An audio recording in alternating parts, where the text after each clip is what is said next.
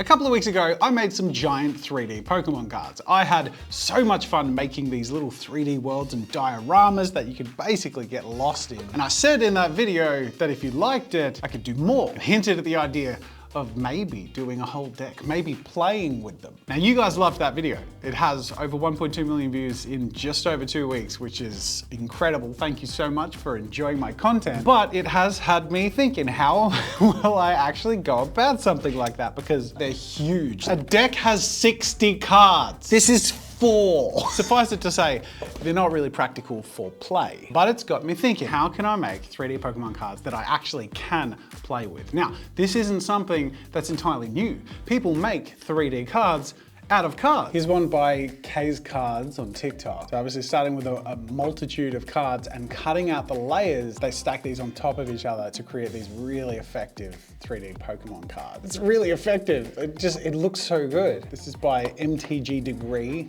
who's done Magic the Gathering.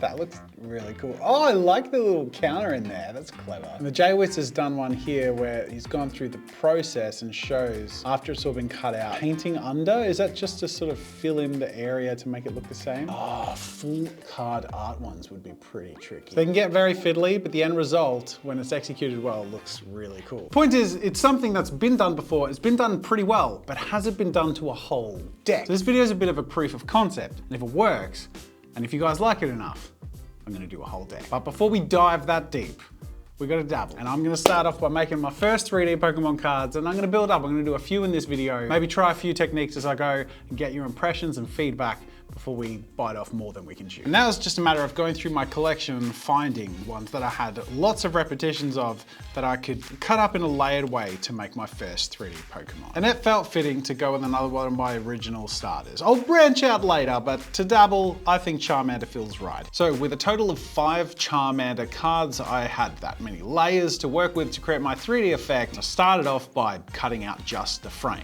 And then with each new card, picked something closest to the foreground, kept that in, and cut out the rest.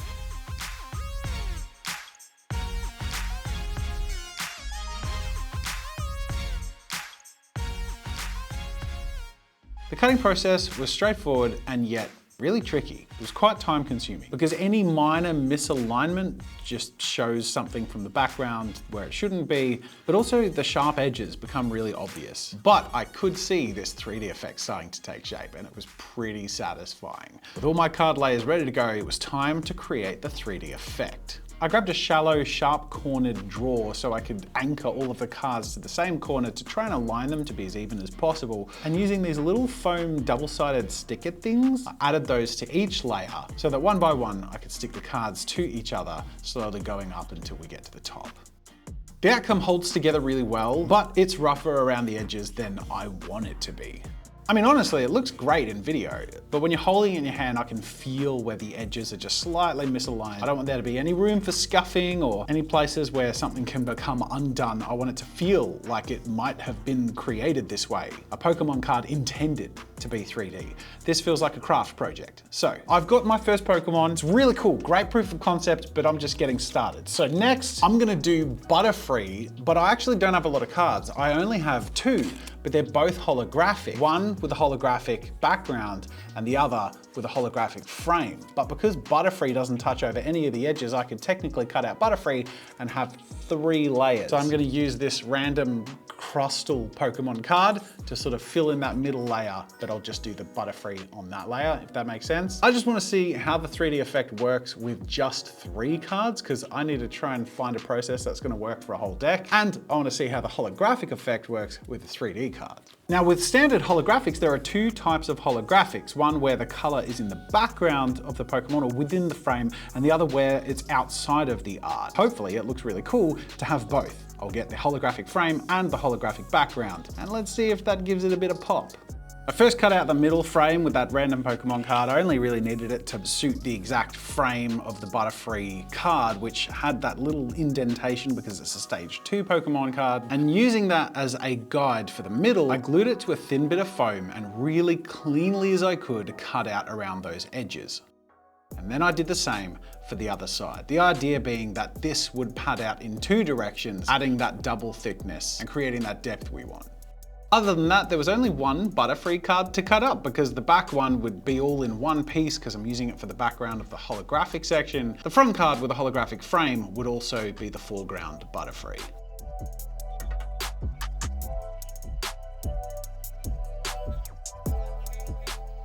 All in all, the result is much cleaner, and I gotta say, it looks really nice having double holograph.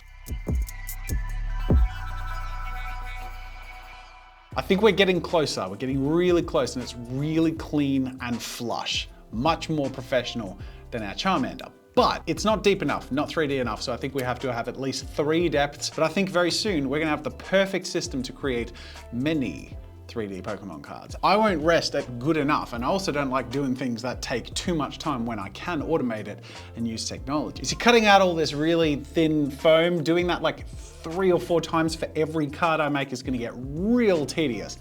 But I have a laser cutter, which is much more accurate than I could ever be, down to like 0.01 of a millimeter. So Rob and I started to create a contraption for how to perfect the 3D Pokemon card thing, starting off with just some cardboard to try and perfectly match the outside edge of a Pokemon card and create a window so that I could use this to sort of layer up. Now, I was cutting the cardboard in the laser cutter mainly just to nail the size parameters because I'll need a different material to thicken it out. The next problem I wanted to solve using the laser cutter was actually stacking the cards on top of each other. I wanted this to be perfect. And trying to align it by shoving it into the back corner of a low drawer is just not gonna cut it. So we laser cut a template that perfectly housed and fit without any wiggle room so that we could, in theory, layer the cards and my cutouts one on top of the other with a perfect alignment at all of the edges.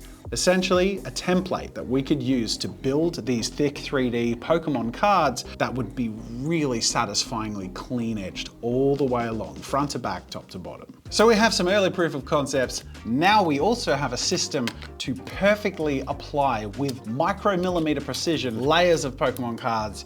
Now it's just time to cut up a few more Pokemon cards and see if we can perfect that 3D style. But so far, we've just done some pretty straightforward Pokemon cards. I need to stretch myself a little bit, which is why next I'm gonna be doing an item, a potion, because if I'm gonna do a whole deck, there's gonna be different kinds of things, but actually I think the most challenging one will be these energy cards. Because there's not a lot of ways I can make this 3-dimensional, but I want it to feel like it suits the whole deck. Then if we can nail that, let's finish it off with a perfect Pokemon. Now that I have a whole system in place to, in theory, make the perfect 3D Pokemon cards and multiples of them, I started off with the trainer card, something pretty simple and straightforward. Prepping it all by pre-cutting the cards. One obviously wouldn't be cut because it would be the background, and then I cut up each layer, leaving the frame as the top layer entirely separate.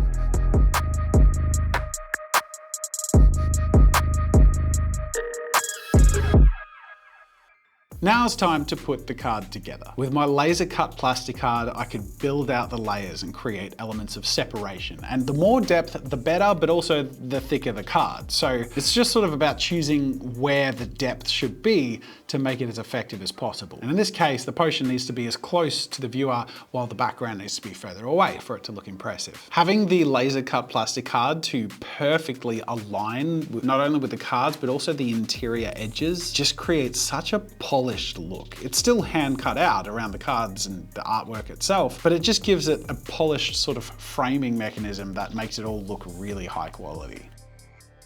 I also realized that having all these 3D cards would mean that the artwork that I carefully cut in the middle would be vulnerable to breaking or bending. And if these are going to be used in play, you need to be able to pick them up without worrying about breaking them. Which is where these come in. The top-loaded card protectors. These really thick plastic covers that are just too thick to be playable, but are pretty useful to protect high quality or rare cards. I cut these up and basically had 2 clear surfaces that I could laser cut to exactly the dimension of the card and use as the second last layer, creating a protective film, but I kept the frame of the card for last. I wanted that to go on the outside so it still has the look of a Pokemon card. And I think with some of the 3D cards I've seen, they look really cool, but they're really limited to being 3D inside the artwork area for the most part. This would give it that final level of pop to tie the whole thing together and give it a really sharp element of polish. Next, it was time to figure out the energy. This was a little bit more of a puzzle because there's not a lot of clear ways that I can create depth here. And there's clearly an item thing, an object in the middle, in this case, shadow energy. So I was just gonna have to try and bring that as much to the foreground as possible and push the effect to the background.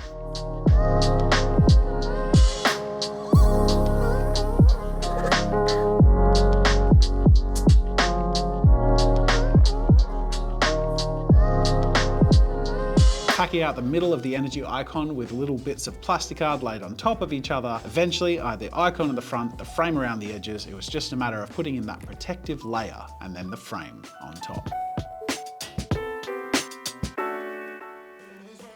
Last but not least, it's time to put my whole process to the test with a really polished Pokemon card.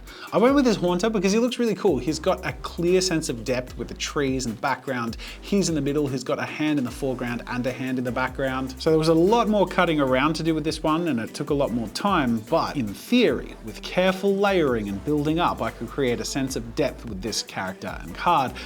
More so than I have with any of my cards so far. And with more polish because of how refined my 3D Pokemon card process has become.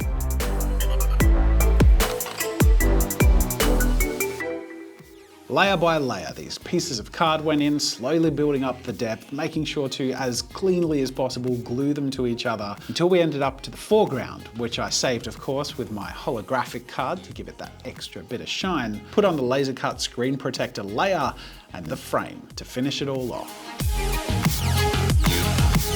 These are my final 3 prototype 3D Pokemon cards and I love them so much. They took a lot of time and effort, but I love how my process is refined enough that I can make multiples of these and they're really effective. But I think the real indicator as to whether I did a good job or not will be from a true Pokemon fan. And you know what? It so happens that one happened to visit me in the office while I finished this project up.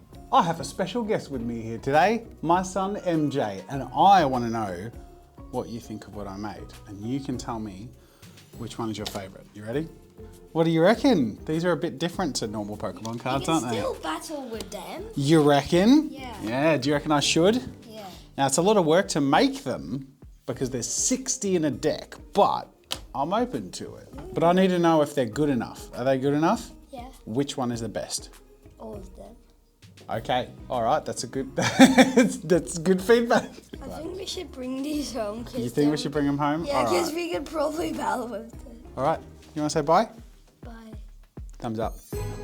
So there we have it. I have made the ultimate 3D Pokemon card process, which I can put into effect as a whole deck and play with it. But that's no small commitment. This has been a full day to produce 3 cards. To do a whole deck, which is 60 cards, I'm gonna have to buy at least 5 of the same deck, which means I'll have 300 Pokemon cards that'll need to be cut up and used in this system to end up with a full deck, and I'm gonna need to pay for help. So it's gonna cost thousands of dollars to make 60 Pokemon cards, but you know what? I'll do it if you like this video and you subscribe if you haven't yet. I have fun with art and creativity on this channel and fairly regularly fun with Pokemon, as you can tell. I'm a little bit of an addict. Thank you for watching. Leave a comment down below what you think of my Pokemon cards, what you want to see me make. And you know what? The deck type that I make is going to be entirely up to you. Let me know in the comments what you want to see me make. My fire type, fighting type, psychic, dragon, anything I can get a battle ready deck ready to go and cut up 5 times, you can suggest. Otherwise, that's it for now. Thank you for watching, and until next time, I'll see you later. These are really satisfying. Oh, I really want to do it. Please hit like. Oh my God.